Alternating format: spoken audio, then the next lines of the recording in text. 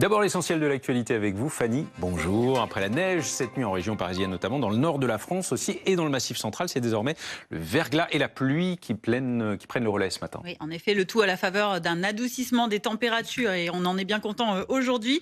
Elle remonte nettement par rapport à hier. Les dernières vigilances orange, neige, verglas ont été levées dans le Massif central, mais dans l'Oise où l'on retrouve notre reporter Nicolas Dumas, les automobilistes ont dû s'adapter aux quelques centimètres de neige qui sont tombés cette nuit.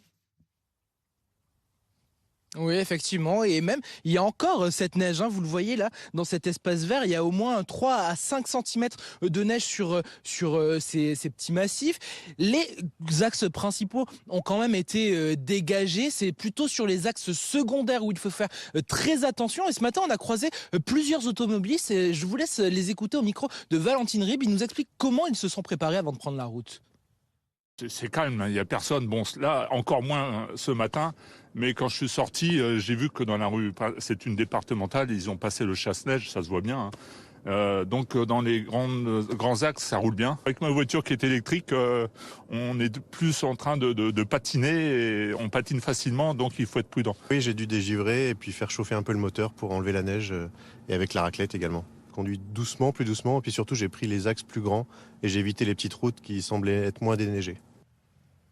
Voilà, donc précaution sur les routes et aussi si vous êtes piéton, attention parce qu'il y a dans certaines villes les trottoirs qui ne sont pas entièrement dégagés. Vous le voyez, il y avait encore bien 5 centimètres de neige ici, d'ici le dégel total.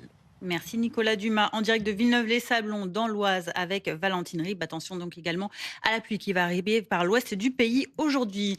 Cette question, êtes-vous prêt à travailler 12 heures de plus? Alors 12 heures par an, ça représente 15 minutes supplémentaires chaque semaine. C'est l'amendement qui vient d'être voté au Sénat dans le cadre de l'examen du budget de la sécurité sociale. Objectif, gagner 10 milliards d'euros par le travail pour réduire le déficit de la Sécu. La gauche est vent debout face à cette mesure qui ne devrait pas entrer en vigueur compte tenu du désaccord avec l'Assemblée sur la question.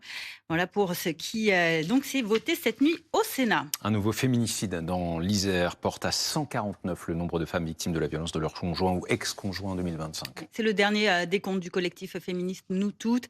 Parmi elles, Zaya Binet. Le corps de cette aide-soignante de 27 ans a été retrouvé mercredi matin à l'intérieur d'une voiture en feu à Saint-Marcel-Bel-Accueil dans l'Isère.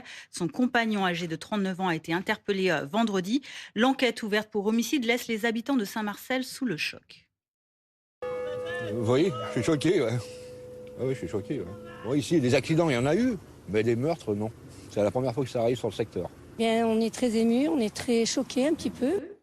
Dans l'actualité à l'étranger, alors que s'ouvre aujourd'hui la réunion à Genève pour amender le plan de paix de Donald Trump pour l'Ukraine, le pays continue, vous le voyez, d'être la cible des assauts de Moscou. Une frappe nocturne de drone a tué 14 personnes à Dnipro, l'attaque qui a lourdement touché ces bâtiments résidentiels de la ville. Et puis au Proche-Orient, le cessez-le-feu entre Israël et le Hamas qui se fragilise chaque jour davantage. Mais avec au moins 21 morts hier dans le centre de la bande de Gaza et plusieurs dizaines de blessés, dont des enfants. La défense civile locale dénonce des frappes israéliennes. Depuis une semaine maintenant, Israël et Hamas s'accusent mutuellement de violer la trêve qui a été conclue le 10 octobre dernier. Israël affirmant avoir riposté à une attaque du Hamas et avoir éliminé 5 de ses cadres. Le Hamas dénonçant de son côté une extension de la zone de contrôle israélienne bien au-delà des limites définies par l'accord de cessez-le-feu. Merci Fanny, prochain point sur l'actualité dans une heure.